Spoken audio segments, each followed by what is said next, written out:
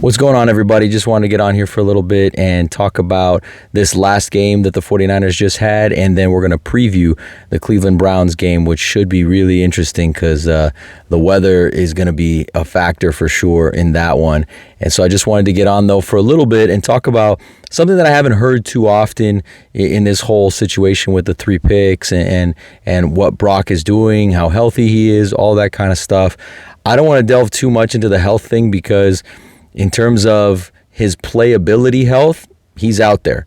You know, it looked like he was running okay. I didn't see him at any point favoring his foot, his toe. So I'm not going to get into that piece as much other than just to say that he's never going to be 100% this season. I think we all know that. A lot of guys aren't playing 100%.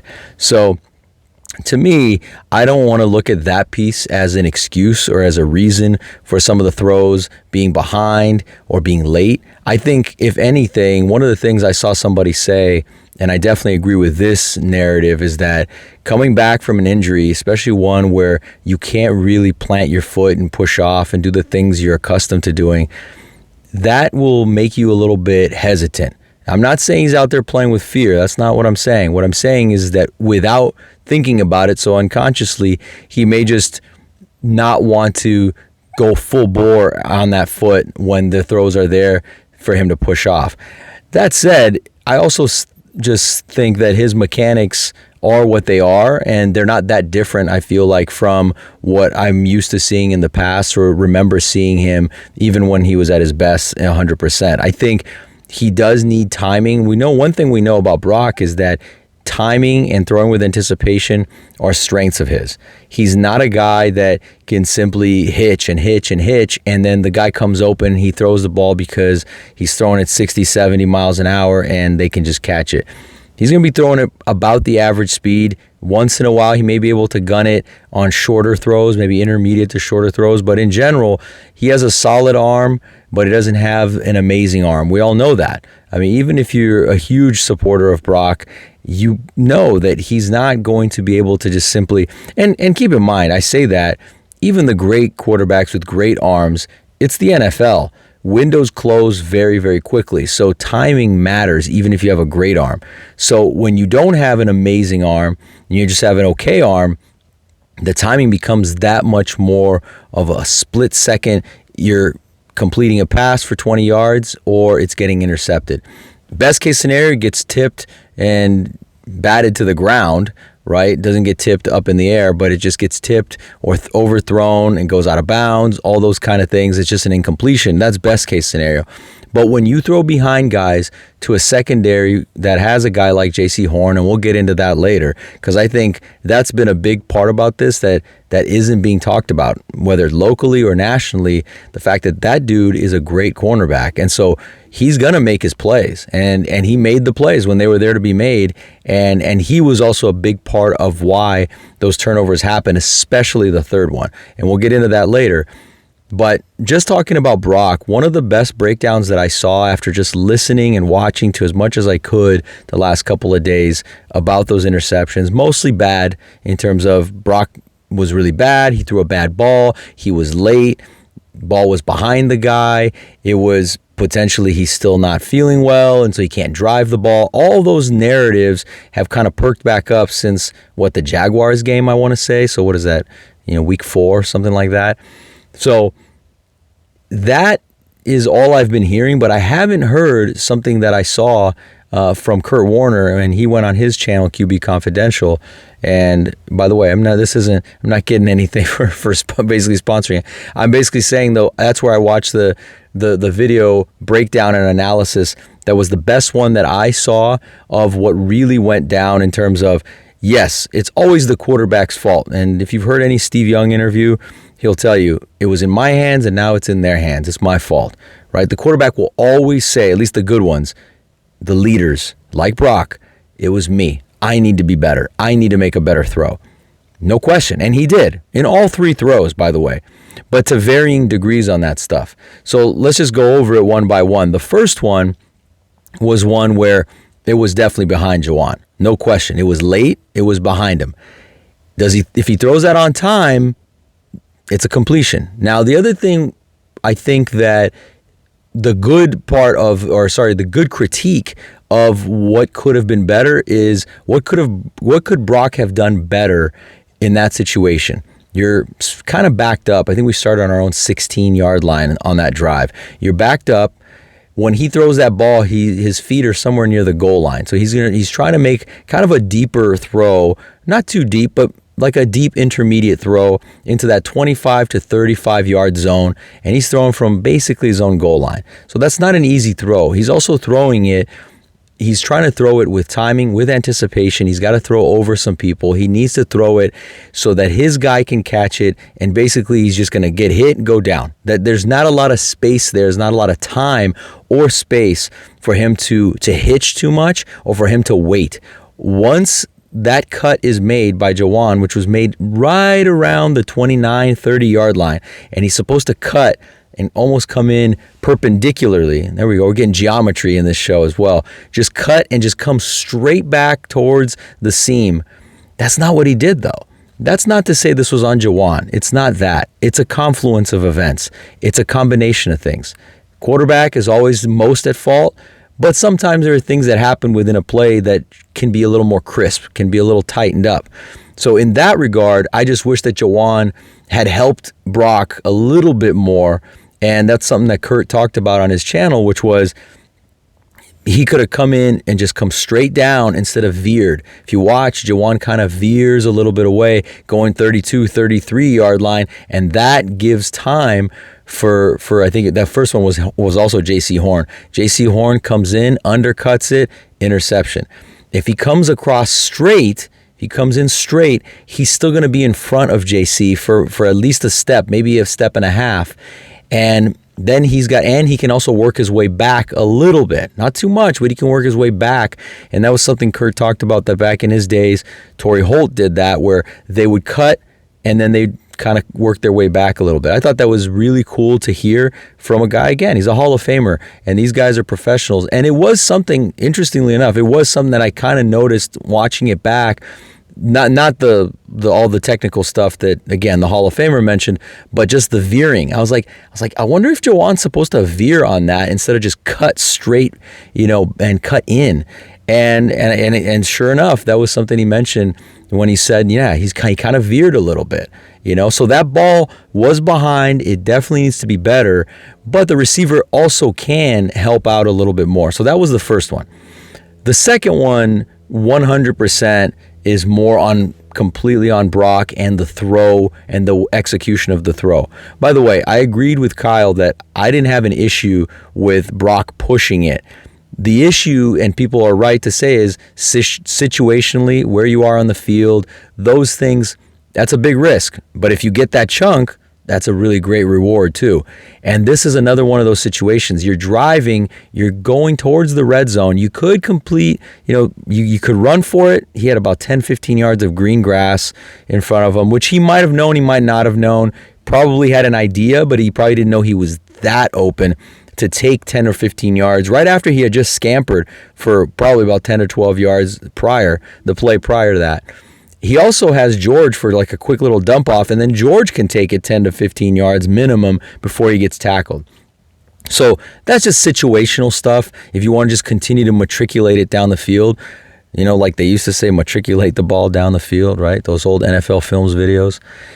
He could do that, right? That's something that, I get why Niners fans love Mac Jones, and I love Mac. It was really fun to watch. He was matriculating it down at such a high efficiency level that might have been what Mac would have done instead of saying, I'm going to take the big shot over the top. But best be sure, that shot over the top was there.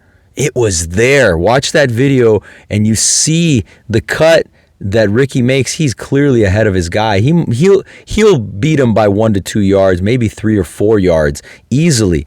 The thing is, though, and Kurt mentioned this as well, like I said, is just if you have a chance, take a look at his breakdowns on his channel, on his YouTube channel, in terms of Brock's interceptions. And you'll see he mentions what you want to do is you want to be able to throw it over the top to where either it's the receiver or nobody. And that's something that I thought, back in the day, all the greats did it so well. But I'll just talk about, the greatest quarterback of all time, in our opinion, as Niners fans, in Joe Montana. Joe used to do that stuff so well, which was, I'm going to throw it. And that's, again, that was the old thing, even with Dwight Clark, right? In the catch was either he catches it or no one. So in other words, you're using the sideline as your friend here, because if he doesn't come down with it, then it just goes out of bounds and you can live to play another down while you're still heading towards the red zone. You're not going to take points off the board for yourself.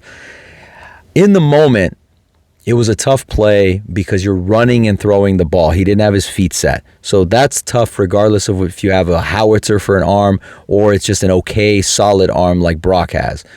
But I've seen Brock make this throw. We've all seen him make this throw. If it's 30, 35 yards down the field, he can layer that sucker over the top. He can do it. He has plenty of arm to do it.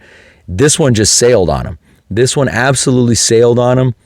And it could have just been the way he released it, when he released it. He knew he had to release it quick because if you also notice, he can't keep taking another step because he's going to be past the line of scrimmage. So I'm sure all these things are just racing around in his mind, and he doesn't have time to think about all these things. He has to react to all this information in a split second.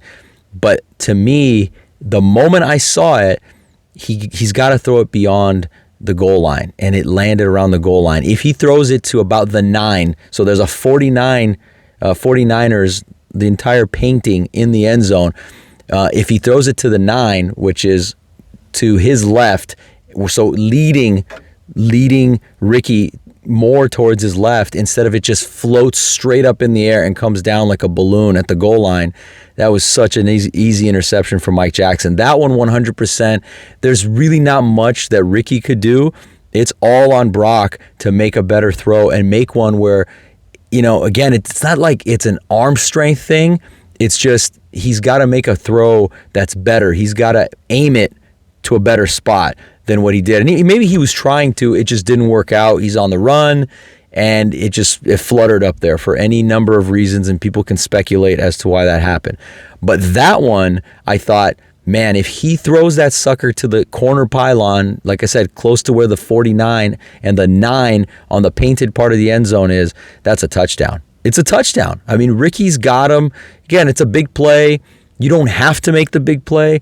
But one thing we love about Brock, or at least why we fell in love with Brock, you go back to that Bucks game against Brady.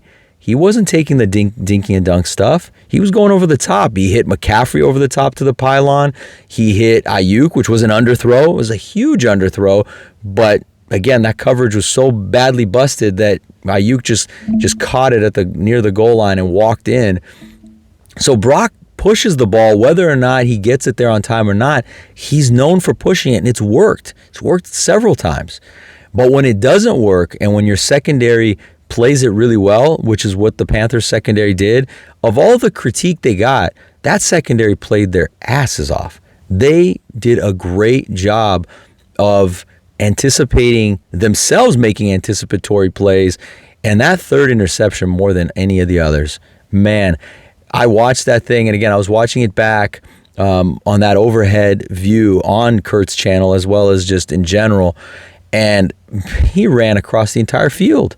He was near the numbers, and he just made a straight beeline, absolutely just completely ran full speed across the field. He didn't have to cover anyone. He was simply reading Brock the whole way, but he ran probably 30 yards to get to that side, 20, 30 yards at least to get to that middle portion of the field to just come out of nowhere on Brock's backside. And one thing that I like that Kurt mentioned was that's a kind of interception that could happen literally to anybody because he can't see him. Remember, he's behind him. He's absolutely behind. So when J.C. Horn did that, that's not an excuse for turnovers necessarily, but he's just saying that one will happen a lot more often than any of the other three will happen. Where, or I shouldn't say will happen a lot more often, can happen more often because he doesn't see the guy. But I haven't seen a corner all year do that, completely abandon the zone he was covering because there wasn't anybody there, and say, you know what, I'm just going to read Brock, and I'm going to read. That to me is also studying, right? Like J.C. Horn made a smart play, an athletic play, but it's like, I know what they're trying to do. They're trying to hit this again, right down the seam. They're trying to hit this in once again, and I'm not going to let it happen. The first time it was to Jawan, that first interception. This one was to Ricky, was meant to be to Ricky. Again, little details, small details, no matter how incredible the play was by JC, had Brock taken one less hitch, I think he completes it. I do. He took 2 hitches on that. He took 2 hitches, and he's waiting and he's waiting. The thing is, when you haven't played a lot, and people talked about the rust, that's probably part of it. I mean, Brock can tell you, is it rust? Is it still, getting confidence in the fact that he's feeling more healthy now on that foot, on that toe? He could really only tell you after the season or after he's retired what the truth was of what went on and the thought process, which, like I said, happens in a split second. But that to me was one where, again, it's a timing thing. Can't have hitches. Bill Walsh would hammer the guys. The feet, once your back foot, it's gotta be gone. Your back foot hits, you let it go. If you take 2 hitches when it's just supposed to take 1, it's an interception, because this is the NFL, or it could be an interception. And when you have a cornerback that's as good as JC, and JC's really good, former first rounder, I believe, really good player. He said, you know what, I'm just going to go for it. Because remember, by then they already had 2 interceptions. They had 2. So he said, I'll take my chances. I'll go. I'm not covering anybody, so it won't be a bust. I'm going to just go full bore at this thing, and he got it. He undercut it. He's running almost full speed, and it's behind Ricky. It's not on time. And, again, maybe even if it's on time, it's just knocked down or something like that. But it probably is not intercepted. I could say that just because of the amount of space that JC would have needed to cover, and he didn't have that amount of time. What gave him that extra tick to then, boom, just cut in front of Ricky's route was that extra hitch. Once Brock hitched one more time, he's hitching up in the pocket. He hitched again, boom. That's when he was able to actually make the pick.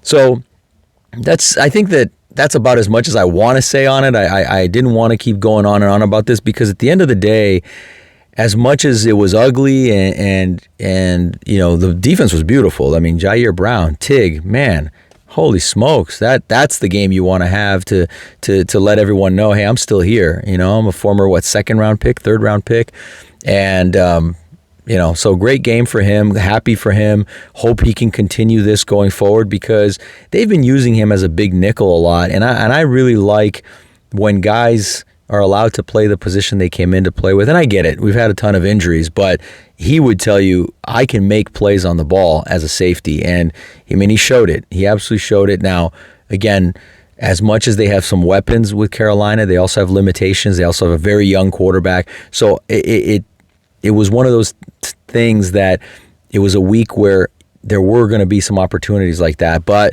to Jair's credit, he came in, the one in the end zone, man, that was huge, right? Because he just came off the interception that Brock threw while we were backed up inside our own 20. So really important to get that, and that's going to need to continue, by the way. And so that leads me to this preview about the Browns game. Weather's a factor. It's going to be probably 36, 38 degrees, maybe 35 degrees at game time. They're talking about rain, wind, snow. So it's going to be all those elements and all those old narratives about, can Brock play in the bad weather? He's played in cold weather before, but really, really bad cold weather. This could be much more of a CMC and B-Rob game, and you're just running the ball a lot, 38, 40 times. That would be fantastic. I know that Kyle would love that, but it's going to have to be the quick game too. It's going to be a lot of underneath stuff, especially with weather being a factor. Even if Brock were throwing the ball really well, this could be Brock of 2023, where he's just putting the ball wherever he wants. In that kind of weather, you can't be just late on anything or think that you're going to throw through rain, wind, snow. You're not.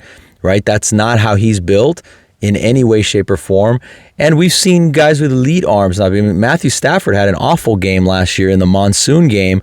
Remember, that was the Debo drop game where it's, hey, give me the ball. He got you the ball, you dropped it, right? So Brock's had that stuff happen too, right? Where he'll put it on guys. And actually, I do want to harken back real quick, and I don't mean to throw dirt at BA because of what's going on right now with Ayuk, but man, he threw a beautiful ball to Ayuk a few years ago in that game that they lost at Cleveland, right down the seam, and it just bounced right off of BA's hands, So those things have happened too. You catch that ball, maybe you go in for a touchdown, or you definitely get a ton of yak. You're probably in the red zone, you get points.